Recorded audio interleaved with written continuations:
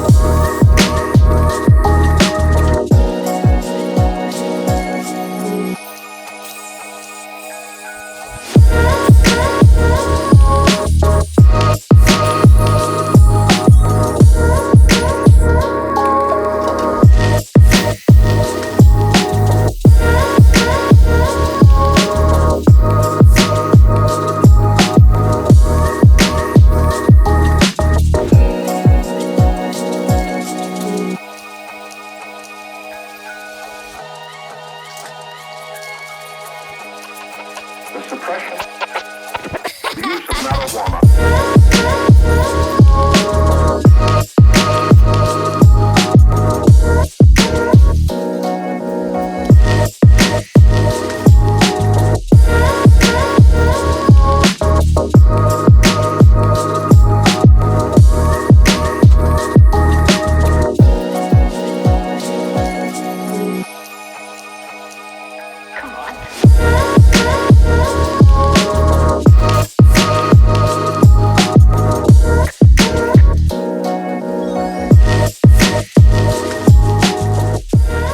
Bam! Took the front end off and cut that cross member out of there. Got a little chunk of aluminum clamped on to keep that width roughly where it needs to be. We can adjust that later. Now, when I have the cylinder heads near the firewall, which is where I would like them to be, see how low that intake is? We have a lot of room to go up before we hit the hood. Now, I don't know if you recall from the first, maybe it was the second episode, where I jammed a bunch of garbage inside to try and keep the weight forward so the frame wouldn't tip over backwards. Grab a flashlight here. Boop.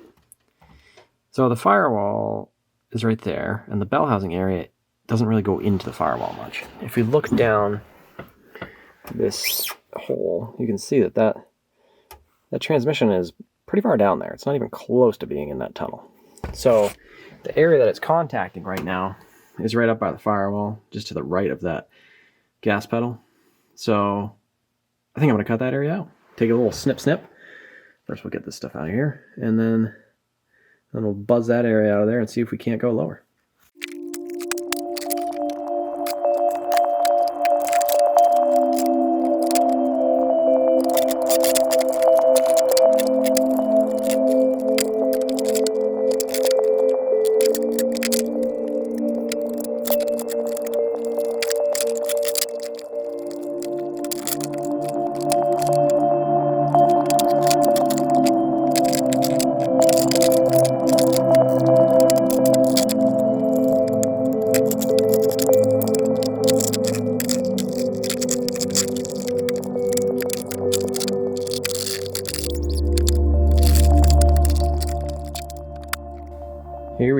interior.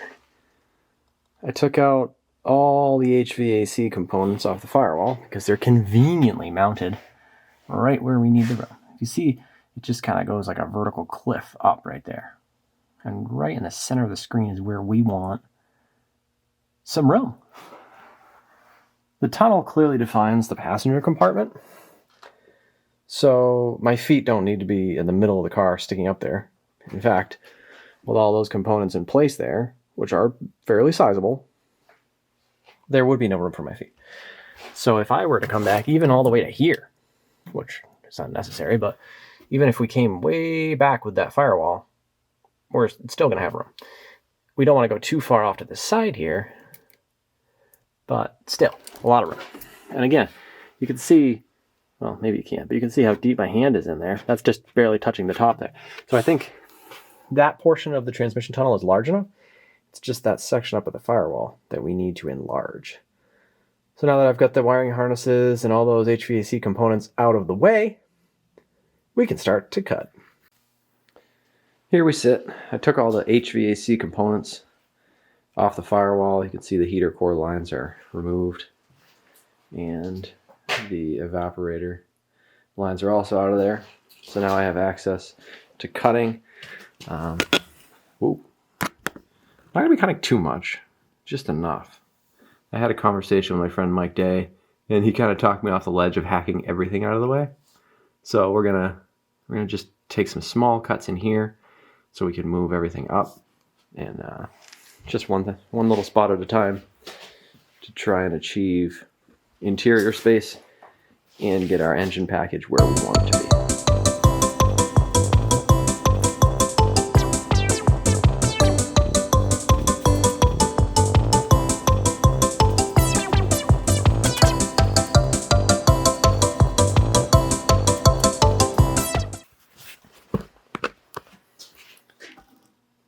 So this little plate that holds the vents for the transmission transfer case is hitting the firewall. We're going to take that off, then we're lower down and mark out the areas that are still coming in contact.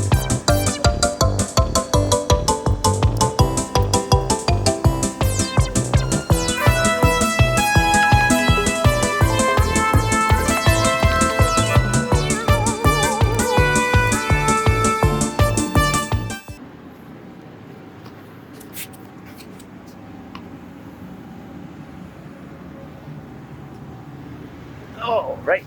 So after going in and taking a look at where the HVAC connects on the firewall, we have a couple areas. This bell housing area here is really wide, right? And that transmission tunnel in this area is very small. But that's also the area where we have room to enlarge. So we're going to mark out some cuts on this firewall here. About these studs here are where the HVAC mounts, where that heater box assembly is mounted to the firewall. It has these lower studs and then these higher studs. If I cut just below those, I'm going to be able to move this out, move that up, be able to get that bell housing to sit further in without interfering with the HVAC. So, let's mark it out and cut it. I did say we were going to cut a little bit. May have cut a lot. Reason being, you can see the bottom of that box, which houses the heater core, it's not going to be interfered with here, right? We got plenty of room. So I hacked it open. We'll box it back in minimally, so we're pretty tight to the trans. Not bad though. Plenty of room. Now let's stuff that back in there. See how low we can make it. All right. I'm very pleased. We've got the transmission pretty well as far up as it can go. You know, it's very close to the top of that tunnel. We're gonna start smashing into HVAC components, which I want heat. I want AC. I'm not gonna joke around about this. I mean, this is, you know, yeah, you can make it just an off-road buggy only, but I want to drive this on the street. I want to cruise around and be comfortable. So I want to keep this. It's not a tube buggy. That being said, I think we've come to a good compromise here. That bell housing is nice and tight. Still got room for feet. Still got room for HVAC. It's gonna be a sweet setup. Moving to the outside, where you see we moved a lot higher up in the chassis, which is fantastic. I didn't like it hanging down that low. Looking good. Now we're going to have to fine tune things, get the angles, center in the chassis, all those things, put the axle in place to make sure that the pumpkin has enough room, drive shafts, all that stuff. So this is just the beginning of it, but it fits in a much better location, so glad about that. Here it sits, axle in place. Again, we already saw the interior and saw that the bell housing is very close to HVAC. If you look here, I don't know if you can see, but the oil pan is touching that housing. So the axle and the engine are as close together as they can get. And we still have clearance with the frame. So this is a good place to put the front end on, mock up those components, make sure that we're going to be good there. And I think this is going to be where we end in terms of engine placement and the axle housing and everything just fitting in, and this being our full bump location. Full bump is where the suspension is completely compressed, which would only occur after like a severe hit off-road. If you're going fast, you smash something, or if you're articulating a bunch and the suspension's twisting up.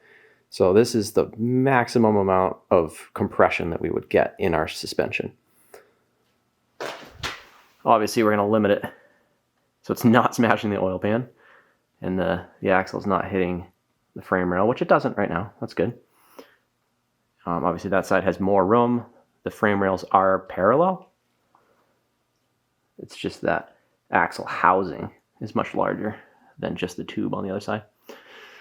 So there we are. I'm going to stick the front end on, check clearances again. I know it seems like all I do is mock things up, but it's better to mock it up a bunch of times than make a mistake that you have to go backwards on. So we're going to stick the front end on. There it sits. Nice and low. The engine has a little bit more room up front now.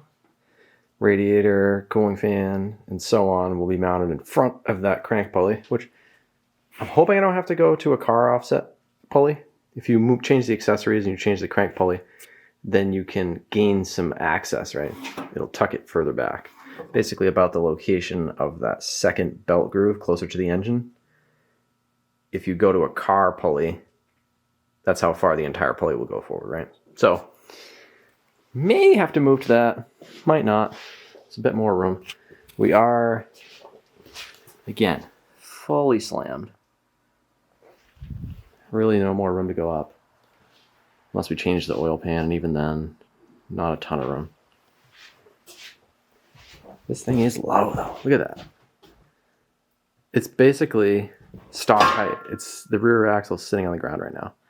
So this is stock height with a 40 on it. The ride height will be 7 inches higher, but it's still not very high. Like this thing right now, I mean, it's not that much higher than waist height, honestly. Very low.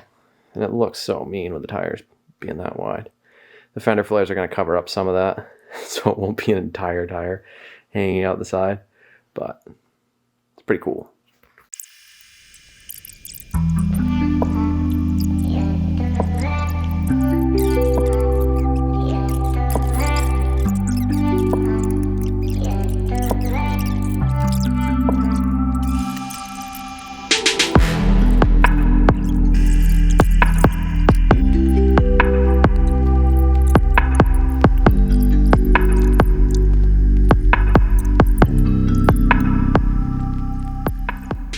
Okay, took the front end back off, and we measured the driveline angle relative to the body.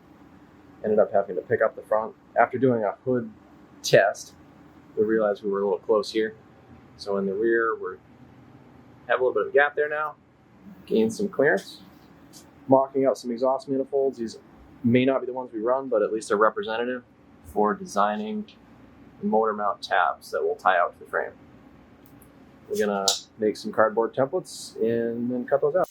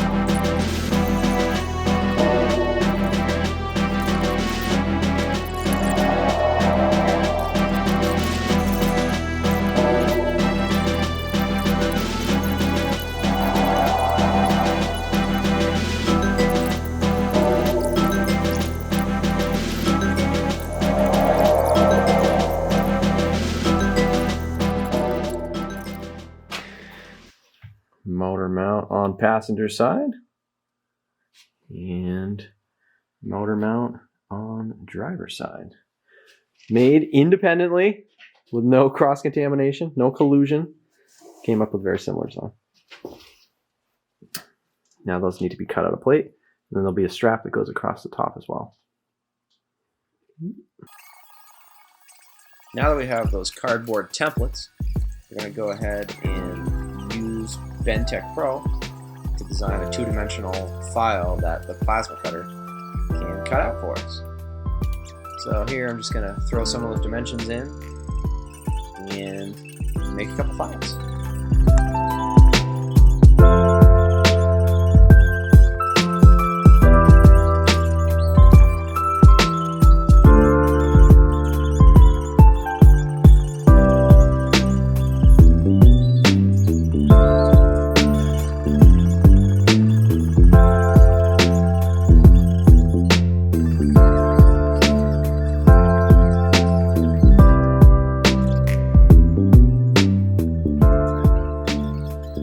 This piece is the side piece. Get that arc for clearance, and here I'm going to add in a little tab that's going to go into our back piece to locate it. This will just make it a little bit easier when we're setting it all up to weld. So I just made that little tab sticking out there, and that piece is done.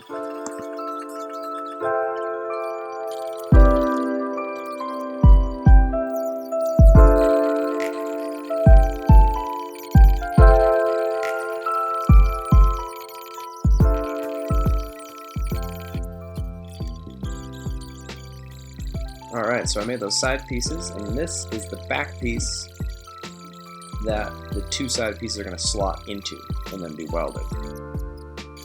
So I'll make some bolt holes in the corner and then put two of those same holes so the tabs can fit into those. In just a second.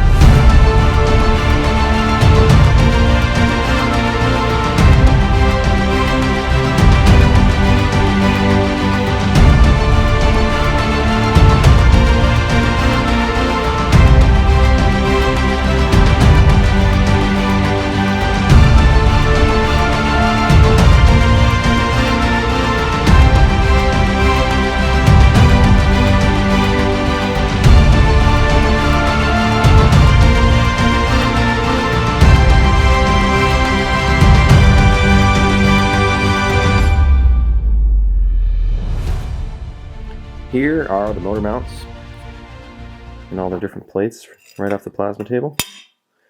I cut these slots in there so that when this piece goes on, it's going to hold it the right distance apart. Makes it easier to line stuff up when I'm going to do the welding. And then on the other end, I made this sleeve, and I can stick a bolt through it, and it'll hold this apart the correct distance. I actually oversized it a little bit, so that way when you go to slip the motor mount in there, you're going to have a little bit of room, and then the bolt will pull it tight. So I'm going to clean up these parts now and get them prepped for welding.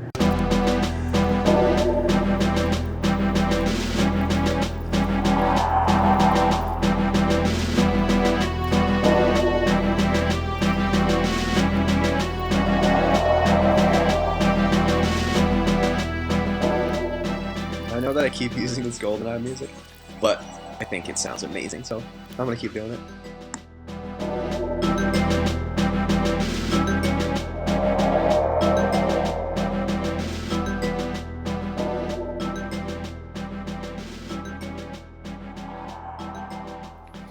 We have the motor mount plates all tacked up and kind of put in place.